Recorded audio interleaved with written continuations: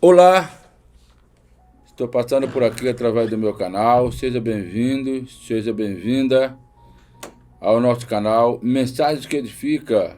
Aqui quem fala é o pastor Júnior César, daqui da cidade de Maringá, Paraná, pastor presidente pelas Igrejas Evangélicas Missões Unidas na Fé.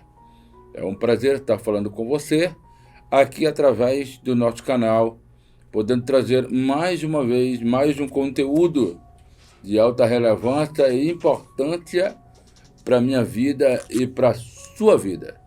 Com certeza, o Senhor Deus irá falar contigo e com certeza Deus irá te abençoar e te alcançar através desta mensagem de hoje. E neste momento, o nosso propósito é alcançar você, sua família e a todos quantos vierem através do nosso canal ouvir a mensagem do Evangelho. Por isso, compartilha, se inscreva e também deixa aí o seu comentário no nosso canal. E se você quiser fazer alguma pergunta, alguma coisa para a gente estar respondendo, a gente vai estar respondendo para vocês qualquer dúvida aqui no nosso canal. Então sintam-se à vontade, compartilha com mais pessoas para que você possa nos ajudar, pois a sua ajuda é muito importante para nós aqui no nosso canal. O tema de hoje é um tema bastante relevante, um tema muito importante para cada um de nós e faz parte da vida de muitas pessoas que desejam realmente ter suas vidas transformadas. Existem coisas na vida e a gente passa desapercebido. Então, o tema da nossa mensagem de hoje é os 7 pecados que passamos desapercebidos. Então, você possa, nesse momento, ficar ligadinho aí e, com certeza, Deus vai falar ao seu coração. Nesse momento, eu quero aqui dizer para você que há coisas na nossa vida pela qual passamos desapercebido pelo fato destas coisas serem menores ou consideradas menores, apesar do efeito colateral ser um efeito igual, independente do tamanho, o estrago é o mesmo. Nós sabemos que esse é o mesmo objetivo do mal. É destruir, é acabar, é fazer com que as pessoas sejam presas a ela. Por exemplo, nós podemos analisar com base numa pedra. Pedras, elas podem existir de forma removível ou de forma irremovível, ou seja, existem pedras pequenas e pedras grandes e pedras gigantes. E o que podemos aprender com isso é que as pedras pequenas, muitas das vezes, nós passamos por cima dela. E as pedras grandes são aquelas que você consegue se desviar dela. E as pedras gigantes são aquelas que você não consegue nem pisar sobre elas, não consegue desviar dela e muito menos remover ela da sua frente. Ou seja, as pedras gigantes e as pedras grandes, elas podem ser vistas mais facilmente pelo fato de elas serem maiores à visão humana. Podemos considerar que os pecados são assim também. Existem pecados que nós consideramos pecados grandes, pecados que as pessoas se escandalizam muito facilmente, pecados que se espalham na boca do povo de uma maneira como que um vírus, rapidamente. Mas existem outros que são pecados da mesma forma como pecados grandes. Isso é na nossa linguagem. Pecado grande é um modo de falar, porque as pessoas viabilizam assim. Mas todo pecado, como eu disse no começo, todos eles têm o mesmo objetivo: fazer o estrago, fazer destruição. Então, existem os pecados que considerados pelos homens como pecado pequeno. E esses são invisíveis ao meio da sociedade. Aqueles que não se podem esconder e aqueles que se podem esconder facilmente. Esse é o maior perigo. Por quê? Porque passamos desapercebidos com os pequenos pecados, esses que podem ser escondidos no meio da sociedade, embora não passa desapercebido diante dos olhos de Deus. Deus, ele enxerga todos os homens em todos os lugares, em qualquer hora, em qualquer lugar. Talvez você possa estar fazendo alguma coisa na sua vida que você acha está se escondendo da sociedade e acha que Deus não está te vendo. Mas a minha Bíblia vai dizer que Deus, ele tem os seus olhos como chama de fogo. E a Bíblia diz que Deus, ele vê o que o povo anda fazendo em cima da terra. É o que diz o livro no profeta Jeremias, quando ele fala que coisas horrendas andam o povo fazendo sobre a face da terra. Então, para Deus, tanto os pecados grandes como os pecados pequenos são horrendos. Todos eles são insuportáveis às narinas de Deus. Então não adianta você esconder os pequenos e querer te acomodar com aqueles que são pequenos. Por quê? Porque são esses que podem te levar para o inferno.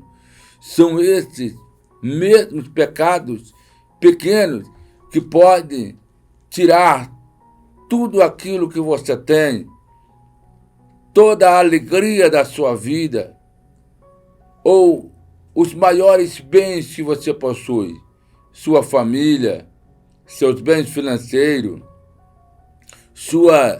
seu patrimônio. Nós vemos que o pecado traz destruição, acaba com tudo, destrói tudo aquilo que você construiu durante 20, 30, 40, 50 anos. E você não pode passar desapercebido, principalmente porque você corre o risco de perder a sua alma, de perder a sua vida espiritual. Ou seja, nós sabemos que a nossa vida aqui na Terra, ela não é uma vida eterna. E se ela não é uma vida eterna, certamente há uma vida além dessa. Por isso nós podemos então entender, conforme essa palavra tão tremenda e tão gloriosa, sobre esse fato de que Deus está te vendo, mesmo que você pensa estar se escondendo da sociedade, da sua família, do seu pastor, da sua igreja, dos meios que você convive. Vamos, nesse momento, conhecer alguns desses pecados que as pessoas passam desapercebidas e o quanto ele existe e se fazem presente no meio da sociedade, o como eles aparecem no meio da sociedade, que até mesmo uma pessoa que não conhece a Bíblia Sagrada acaba se identificando com algum deles. E até mesmo uma pessoa que não conhece o Evangelho, não conhece a Bíblia, ela mesmo se identifica que aquilo faz um grande mal, um mal para as pessoas que convivem com pessoas que vivem nessa prática.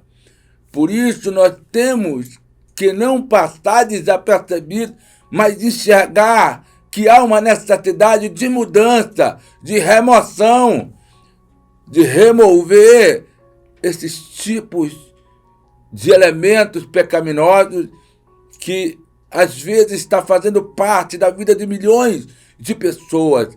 Nesse momento, talvez eu estou falando com uma delas, que talvez estará praticando o que eu vou citar aqui nesse momento.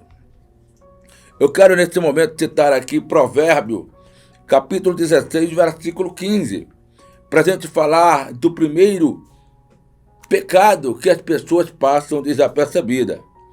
Olha só, o Senhor detesta o orgulhoso de coração e sem dúvida serão punidos. Vejam, este primeiro pecado é um pecado que as pessoas passam desapercebido. Quantas pessoas orgulhosas, quantas pessoas soberbas. Nós vemos que Deus, segundo esse versículo, fala que Deus detesta pessoas orgulhosas. Por quê? Porque todas as vezes que Deus olha para uma pessoa orgulhosa, Deus lembra de Lucifer. Quem era Lucifer? Lucifer era um anjo de luz. Nós vemos que este deixou ser enganado pelas suas emoções e pelos seus próprios desejos, a ponto de almejar ser igual a Deus, se assentar no trono de Deus, por ser um dos maiores seres celestiais. Nós vemos esse anjo de luz sendo um dos maiores seres que foi criado pelo Senhor.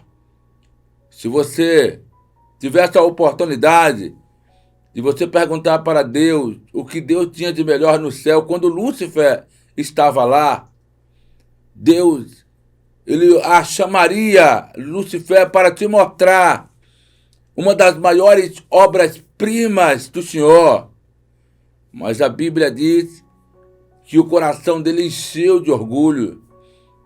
Ele deixou ser dominado pela soberba. Ele almejou ser igual a Deus. E a Bíblia diz que Deus, ele não divide a sua glória com ninguém, ou com anjos, ou com demônios, ou com seres humanos. Deus detesta o orgulhoso.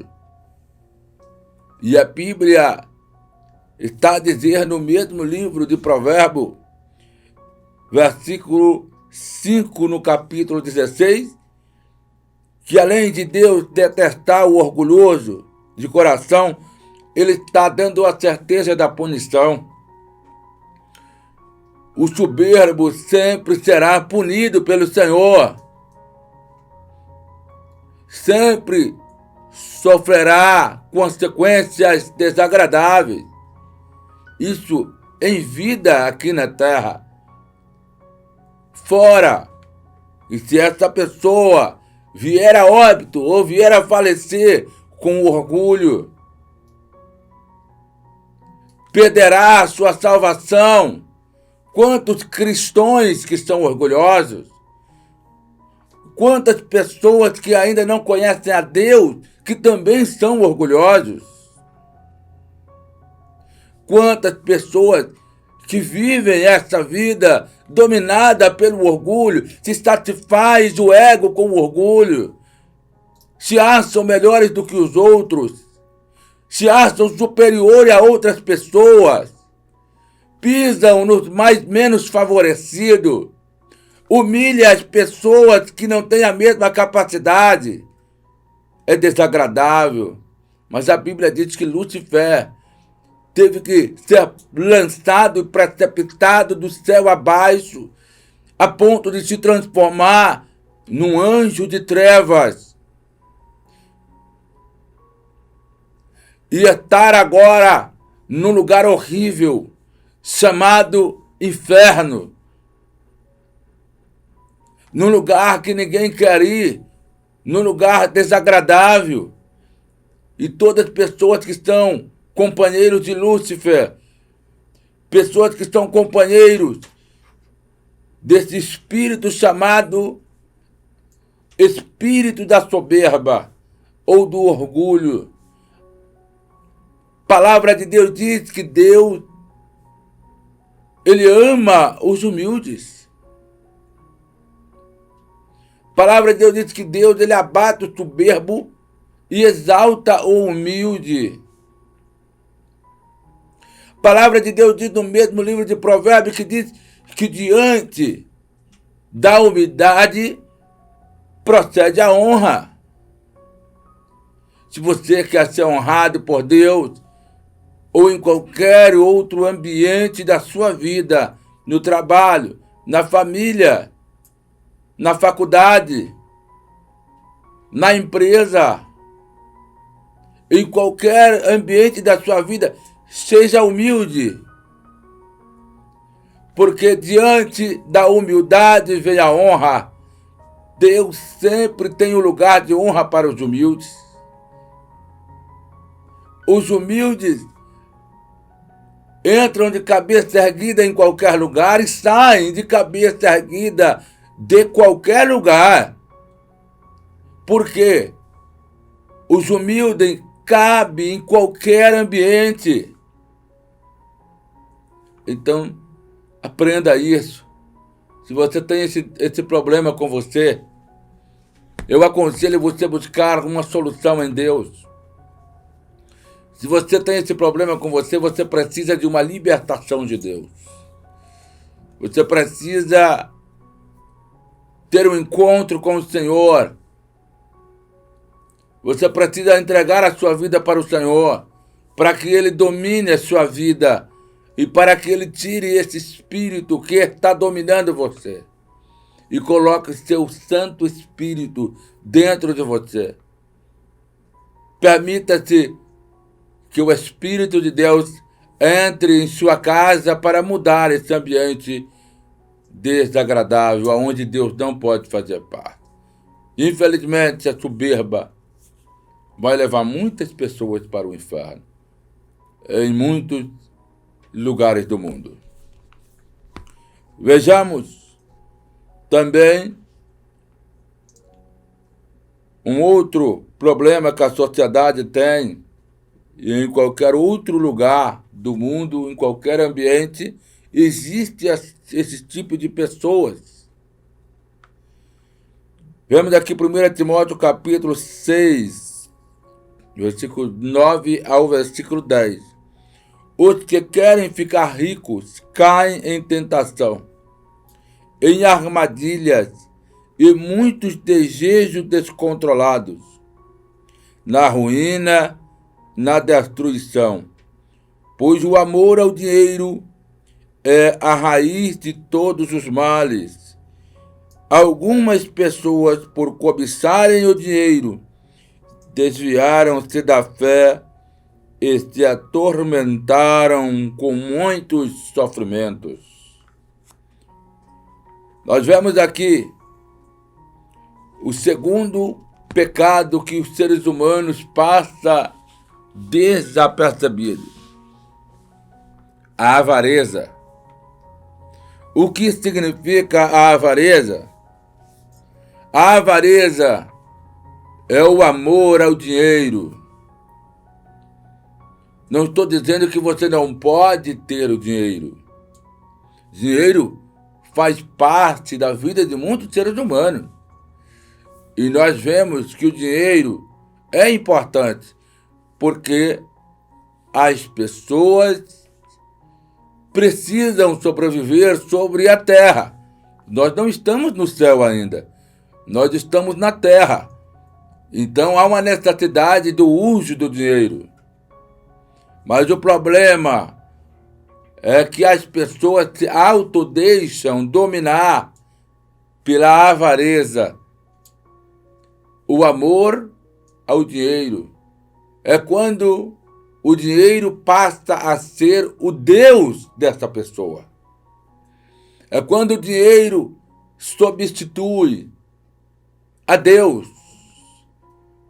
Porque há pessoas que têm muito dinheiro e por ter muito dinheiro acha que o dinheiro compra tudo. Mas existem coisas que o dinheiro não pode comprar. O dinheiro não pode comprar a vida. O dinheiro não pode comprar a saúde. O dinheiro não pode comprar a Deus. O dinheiro não pode comprar os dons dados por Deus. O dinheiro não pode comprar a salvação. O dinheiro não pode comprar uma casa no céu. Você pode achar que o dinheiro compra tudo, mas aqui está a resposta de Deus para você. O dinheiro não compra nem mesmo o ar que você respira. Você não vai encontrar em lugar nenhum nesse mundo o ar com tanta perfeição, assim como você recebe gratuitamente de Deus esse ar que você está respirando. Uma história agora, passando esta pandemia, ouvi um depoimento de um senhor muito rico nos Estados Unidos, um homem milionário que nunca havia agradecido a Deus pelo ar que respirou. Durante tantos tempos da sua vida, e esse senhor já está idoso, foi acometido e avitimado da Covid-19. E esse senhor estava no hospital, respirando por aparelhos, e ele pagava segundo por segundo, minutos por minutos e horas para usar aquele aparelho para não vir a óbito, porque não tinha condições de mais respirar o ar puro dado por Deus. E então aquele senhor, ele fez uma reflexão da sua vida até aquele exato momento que ele estava vivendo. E nessa reflexão ele se aquebrantou e chorou. E o médico estava ali para atendê-lo. E o médico viu ele derramando lágrimas. E o médico fez uma pergunta. A pergunta foi: por que o senhor está chorando? E ele respondeu: eu vivo há tantos anos até a idade pela qual me encontro, mas nunca agradeci a Deus pelo ar que eu respirei. E hoje eu vejo o quanto é importante agradecer a Deus por aquilo que não valorizamos. E tenho que pagar para o homem aquilo que Deus me dá gratuitamente. Porque o ar que você respira, você não paga. Você recebe de graça. Existem coisas que não se paga. É por isso que nesse momento da vida, você deve valorizar mais a Deus do que o dinheiro. Porque o dinheiro não pode te salvar dos momentos que somente Deus pode salvar você. Acredite. A avareza estará levando muitas pessoas para o inferno por passar desapercebidos e por achar que a sociedade não está vendo, mas Deus está vendo. Deus está vendo a sua avareza. Deus está enxergando o que você faz nesta prática, o que você é capaz de fazer por causa de um dinheiro. Existem pessoas que são capazes de matar o outro, destruir uma vida, porque às vezes a vida para aquela pessoa vale R$100, vale R$10, vale R$1.000, ou até 50 mil, ou até outros valores que excedem. Mas nós sabemos que a Bíblia diz que uma alma vale mais do que o mundo inteiro perdido.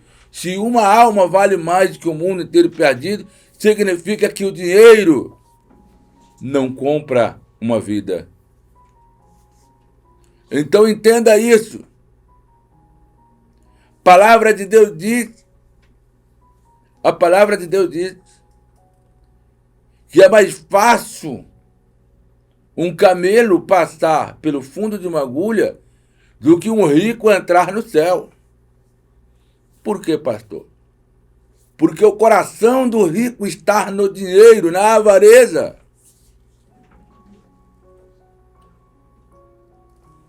E quando as pessoas colocam o seu coração no dinheiro, independente da sua qualidade de vida, mas sempre prezam pelo dinheiro. Uma coisa, elas se esquecem do próximo, se esquecem da sua família, dos seus empregados, se esquecem de ter uma vida normal, se desgastam acima do normal para poder adquirir riquezas. Um rico dificilmente entrará no céu, porque a Bíblia fala sobre um jovem rico, do qual fazia tudo segundo a lei. Tudo que a lei mandava a esse jovem fazer, ele praticava. Então ele achava que ele já estava salvo por fazer tudo que a lei mandava. Mas o Senhor Jesus provou para aquele jovem rico que ele não estava salvo, porque ainda lhe faltava alguma coisa, o que é arrancar a avareza do coração. O Senhor Jesus teve a oportunidade de ver a aproximação daquele jovem ao questionar o que é de fazer para ele entrar no reino de Deus. O Senhor Jesus disse: vai e vende tudo que você tem e reparte aos pobres e segue-me. Sabe o que aquele jovem fez? Ele virou as costas para Jesus e não respondeu nem que sim e nem que não, porque a avareza estava no seu coração, porque a avareza dominava a sua vida. Certamente, se este jovem veio a óbito nesta forma, ele certamente não entrou no céu, mesmo fazendo muitas coisas boas. E eu estou falando com pessoas que fazem coisas boas, pessoas que praticam a obra da caridade, mas a avareza não sai do seu coração. Mas o Senhor Jesus está dizendo para você, dentro desse conteúdo, peça a Deus uma libertação, permita a Deus tirar a avareza, priorize a Deus e não o dinheiro, porque a partir do momento que você priorizar a Deus, a palavra de Deus diz que nós devemos confiar no Senhor Deus e as demais coisas nos vão ser acrescentadas. Deus nunca vai te desamparar, nunca vai deixar faltar nada para você, mas você precisa pôr na sua cabeça que o dinheiro não pode ser maior do que Deus e não pode continuar sendo Deus da sua vida. Vemos também aqui agora mais uma dos pecados que passa desapercebido. Provérbio capítulo 15, versículo 18. O homem irritável provoca dissensões, mas quem é paciente acalma a discussão. Então nós vemos aqui, dentro desse pecado, que é o terceiro pecado, a ira. A palavra de Deus diz: ireis, mas não pequeis. A ira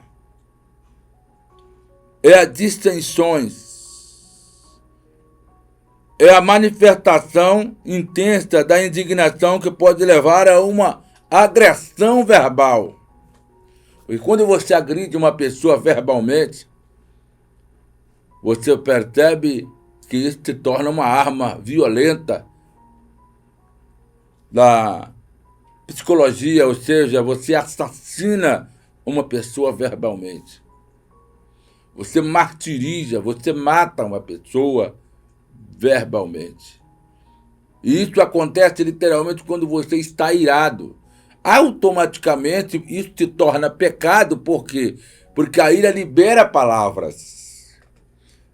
A ira libera palavras. Muitas pessoas não usam a sua boca com sabedoria. A palavra de Deus diz que a nossa palavra ela tem que ser para edificar as pessoas e não para matar pessoas, assassinar pessoas. Existem muitas pessoas nessas condições achando que isso é algo simples. Não, todo mundo se ira, todo mundo se irrita, mas não podemos se esquecer que ao se irritar, nós liberamos palavras. E muitas pessoas, ao invés de abençoar, estão amaldiçoando. Quando a ira é manifestada, nós amaldiçoamos as pessoas, jogamos praga nas pessoas. Nós machucamos o coração de pessoas inocentes. Nós entristecemos pessoas. E isso para Deus é um grande pecado. Porque você está fazendo aquilo que o apóstolo Paulo era antes de se tornar Paulo. Ele era um Saulo. Esse Saulo fazia o quê? Ele era um homem culto, estudado, conhecedor da lei, mas que perseguia cristãos. E matava com carta de autorização das grandes autoridades cristãs. Então nós vemos que há muitos dentro da igreja que são cristãos religiosos e pessoas fora da igreja que também usam o nome de Deus em vão, mas são pessoas religiosas e não cristocêntricas, transformadas pelo Senhor, que de vez de liberar palavras de vida, palavras de restauração, palavras de consolo, palavras que edificam, palavras que abençoam, estão liberando palavras que fazem estragos. A Bíblia diz que nós daremos conta de tudo o que nós falarmos. O problema não é falar, o problema é dar conta do que se fala. O problema é que um dia todos nós, todo joelho te dobrará perante o Senhor e toda língua confessará que Ele é o Senhor. E certamente daremos conta do que estamos falando ao Senhor. Então preste bem atenção.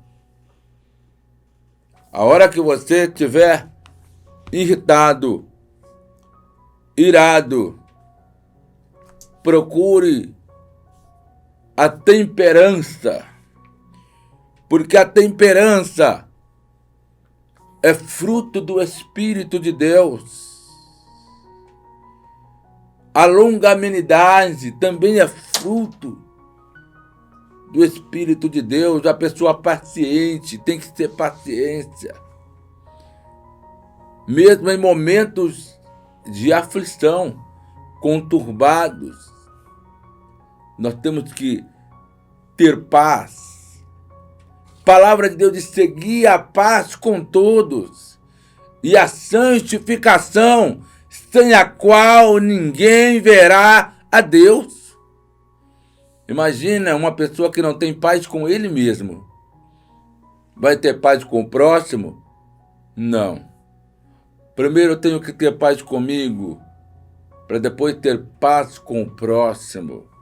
Eu tenho que ter um espírito tranquilo, um espírito temperado pelo Espírito de Deus. Exatamente, Deus irá nos abençoar. Se você não tem controle, se você se irrita por pouca coisa, e você se irrita facilmente, você precisa de uma libertação. Deus está aqui para te libertar. A palavra de Deus diz que é para isso que se manifestou o Filho de Deus. É para desfazer as obras do diabo. O diabo, ele promove situações para que você venha pecar através da ira. Então se livre dessa, porque a ira também é um pecado que vai levar muitas pessoas para o inferno. A inveja, nós vemos aqui 1 Pedro capítulo 2, versículo 1. Livre-se, pois, de toda maldade, de todo engano, hipocrisia, inveja e toda espécie de maledicência. Facilmente você pode perceber em qualquer ambiente, na escola, no trabalho, em casa, você pode perceber que pelo menos em cada 10 pessoas existe uma ou duas pessoas que praticam a inveja. A inveja é um sentimento involuntário, porque ela procede de um espírito maligno. A inveja, ela é algo que atrapalha a vida de quem está sendo invejado e de quem pratica a inveja. Trava a vida da pessoa que está sendo invejada e também a vida de pessoa que está tendo a inveja. É um atraso de vida. A inveja, ela atrai outros pecados. Porque quando você não quer ver uma pessoa bem, por você não ter aquilo que ela tem, você se torna capaz de fazer qualquer coisa para tirar aquela pessoa do seu caminho ou tirar aquilo que ela tem. É o que aconteceu com Caim e Abel em Gênesis. Um agradou a Deus, o outro desagradou a Deus. E os dois eram irmãos da mesma família, saiu do mesmo ventre. Mas aconteceu que um tinha a inveja e o outro não tinha inveja. E pela inveja, o irmão matou o outro irmão por causa da inveja. Então, a inveja não é algo simples, porque se ela é capaz de levar uma pessoa a matar o outro, é porque ela é muito perigosa. muito perigosa. Então nós temos que entender. Provérbio diz que a inveja é como a podridão dos ossos. Aquela pessoa, quando está sendo invejada de uma pessoa, ela sente dores nos ossos e não sabe da onde vem, vai no médico, faz um exame e não tem doença nenhuma, mas continua com as dores no corpo. Isso é de origem espiritual. É por causa do invejoso. A inveja, ela atrai desgraça. Quantos casos de pessoas que quando após ser invejada de outra pessoa com um carro, bateu o carro logo mais à frente, fundiu o motor do carro, teve um problema financeiro por causa da inveja, perdeu alguma coisa por causa da inveja. Esse espírito, ele existe. E isso é considerado pelo Senhor como uma maldade, engano e hipocrisia. Isso é mal, enganoso e hipócrita. A hipocrisia é mentira. É uma pessoa que é capaz de se disfarçar de amigo, mas carrega um outro espírito dentro dela, além da inveja, que se chama espírito de engano. Se você é vítima desse espírito da inveja, você precisa também de uma libertação. Talvez eu esteja falando com pessoas que tenham mais do que um problema. É invejoso ou orgulhoso? Orgulhoso ou avarento? Avarento ou uma pessoa irada?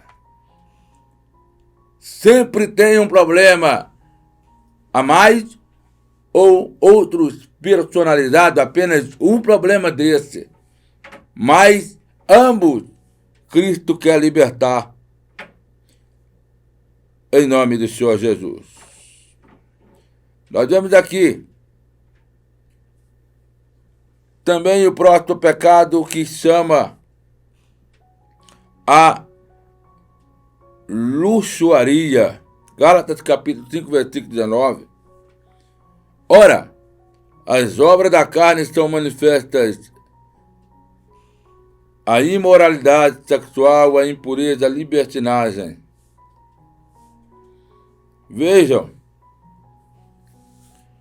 nós vemos que a luxuaria é uma prática muito comum na sociedade.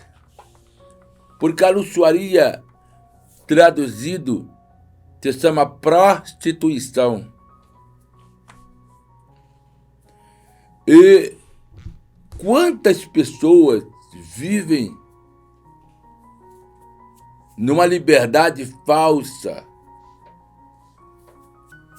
porque acham que não viver desta forma não é ser livre, mas na verdade estão presas a um pecado chamado luxuaria, prostituição.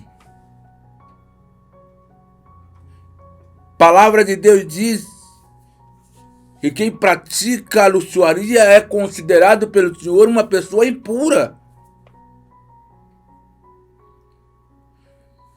E os impuros não entrarão no reino dos céus.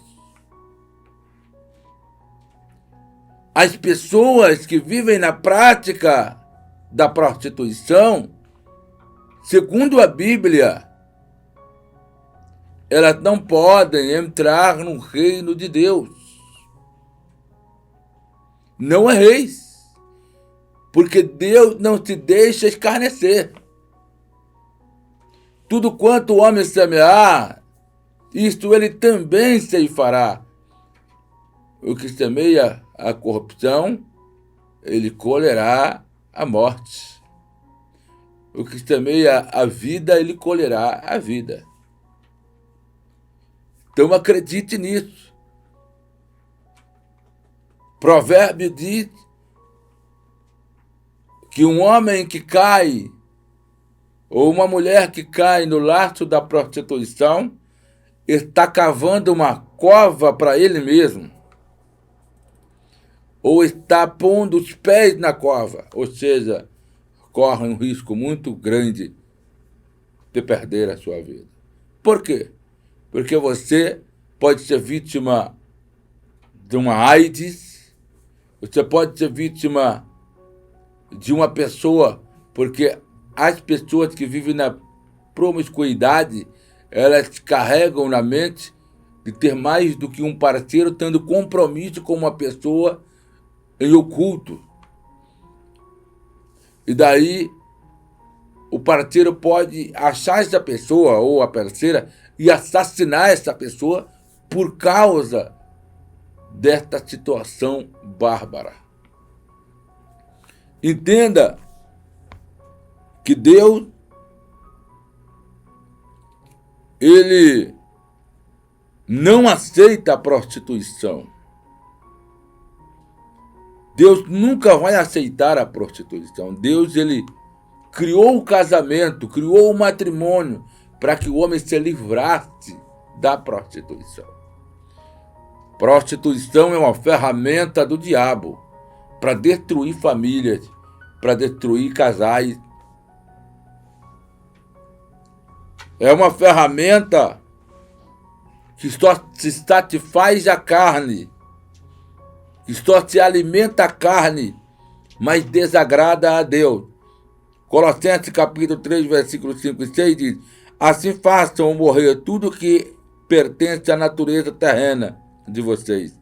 A imoralidade sexual, a impureza, a paixão, os desejos maus e a ganância, que é a idolatria. Por causa destas coisas vem a ira de Deus sobre os que vivem na desobediência. Vejam, Deus está dizendo que nós temos que mortificar a natureza terrena, porque isso é uma obra carnal, é um desejo da carne. E ele diz que é a imoralidade sexual, a impureza da paixão, porque o amor não é a paixão. Tem muitas pessoas que se confundem amor com paixão, mas o amor é totalmente diferente da paixão. A paixão, ela acontece sem o amor verdadeiro, mas o amor, ela acontece independente de ter a paixão. Então, nesse momento, sabemos que o amor é mais importante do que a paixão, porque o amor vai até o final e a paixão pode ser momentânea. O amor, ele conduz um casal até o fim, e a paixão é apenas um namoro, é apenas um encontro sexual. Apenas alguns minutos de prazeres. É isso.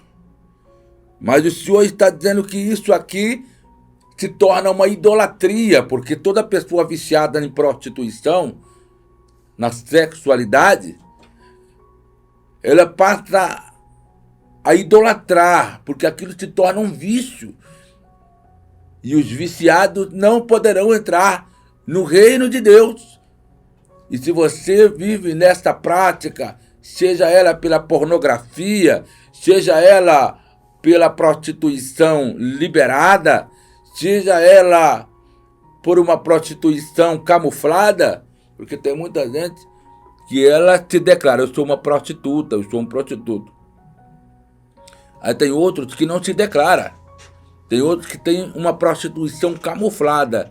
E que é isso? Fazem escondido.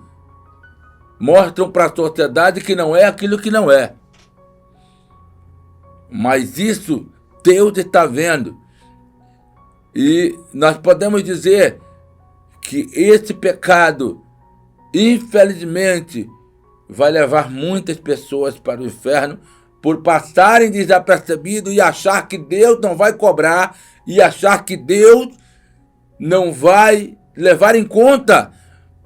Mas se eu estou falando com essas pessoas, peça ajuda ao Senhor. Eu sei que há uma luta espiritual para você sair de qualquer um desses pecados. Mas busque a ajuda de Deus, busque socorro de Deus. Salmo 121 Versículo 1 diz: eu elevo os meus olhos para o monte, diz Davi, de onde me virá o meu socorro? O meu socorro vem do Senhor que fez os céus e a terra. Dele virá o seu socorro, porque eu sei que não é fácil você sair dessa vida ou de qualquer outro tipo de vício, porque somente com a ajuda de Deus é que você vai conseguir sair desse vício.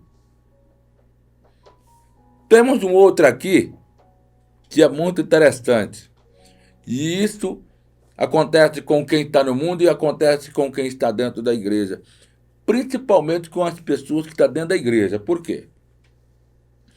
Porque está associado ao pecado que está descrito em Provérbio, capítulo 23, versículo 20 e versículo 21.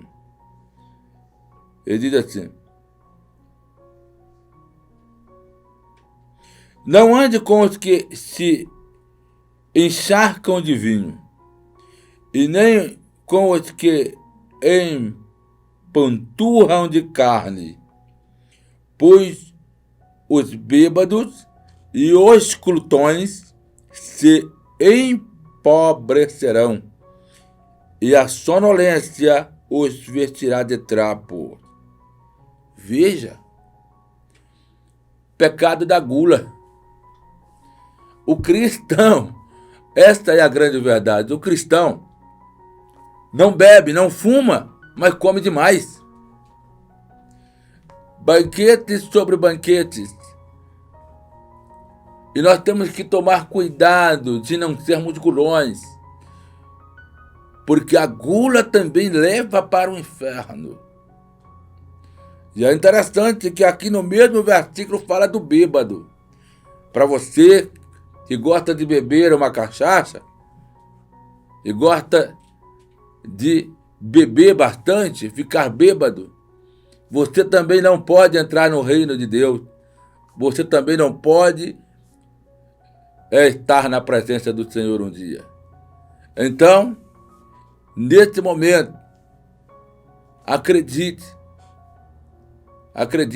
Deus quer te libertar tanto da gula como da bebida, porque a bebida é um vício e a gula também é um vício.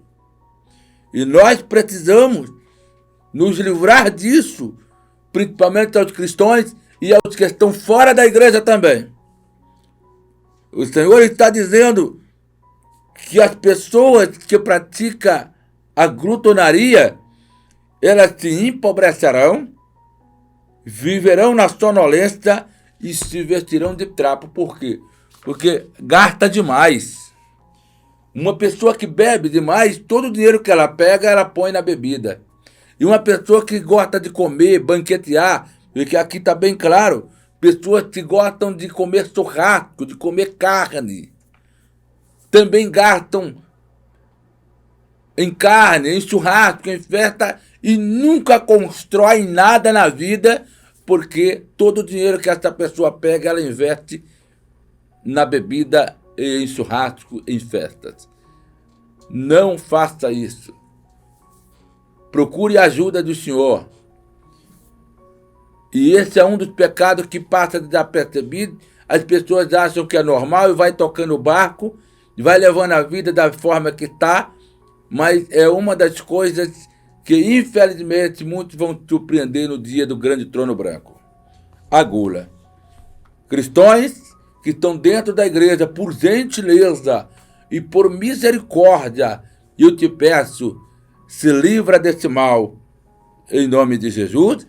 E pessoas que estão nesta situação ou fora da igreja, também, por misericórdia e bondade de Deus, que vocês possam se livrar disso. Provérbio, capítulo de número 13, versículo 4. O preguiçoso deseja e nada tem, mas o desejo dos que se esforçam será atendido.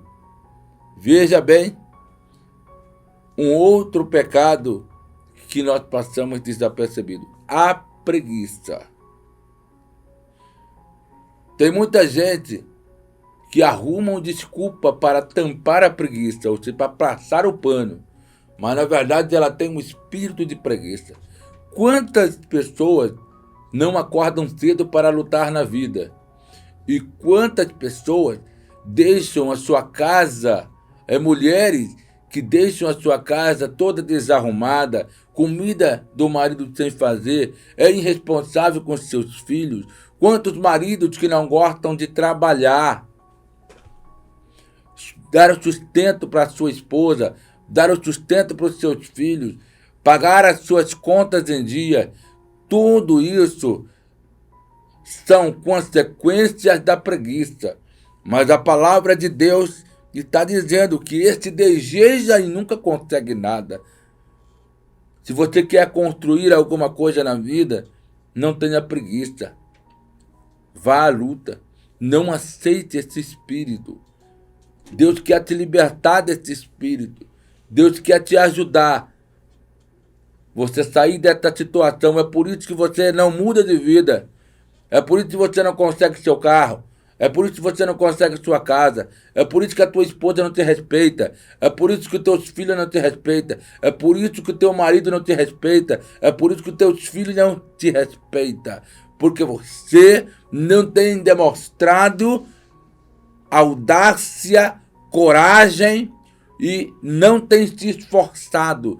Deus, ele ajuda os que se esforçam. Vamos se esforçar, porque esse é o mal que Deus detesta. Palavra de Deus em Provérbios capítulo 6, versículo 6 diz: observe a formiga, ó preguiçoso, e reflita nos caminhos dela e seja sábio. As formigas trabalham dia e noite. Até as formigas trabalham. Reflita e aprenda com as formigas. Porque elas, mesmo em tempos do inverno, elas trabalham. Em tempos difíceis, elas trabalham. Em tempos de dificuldade, estão sempre carregando as suas folhas para fazer as suas moradas. Por isso, você deve aprender que não há desculpas para o sucesso, não há desculpas para a conquista, não há desculpa para mudar de vida. Você só precisa confiar no Senhor e entender que Deus quer te libertar da preguiça, e isso também, ao passar desapercebido, pode te levar ao inferno. E nesse momento, eu quero agradecer a sua audiência e que você possa procurar aí o nosso canal nas redes sociais. Encontra os nossos conteúdos no Instagram, no Facebook e nos acompanhe. Minha gratidão e que Deus possa te abençoar. Eu vou fazer uma oração por você nesse momento.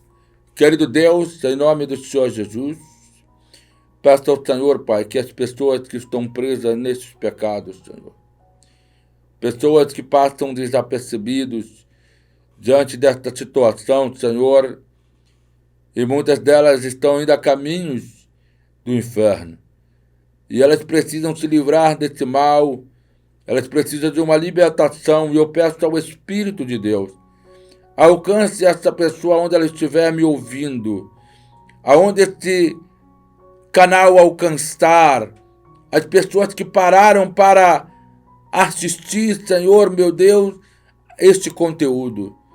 Que há uma unção poderosa que despedaça o jugo da escravidão. Liberta esta pessoa. Socorre esta pessoa, Senhor, aonde ela estiver nesse momento, e opera o milagre da salvação, da libertação, da cura, Senhor, sobre esta pessoa. No nome de Jesus, que esta pessoa, Pai, venha contar o seu testemunho de libertação. Ó Deus, através deste vídeo, aonde esta pessoa estiver agora, que o milagre aconteça, em nome de Jesus. Que Deus abençoe, fique com Deus e até a próxima.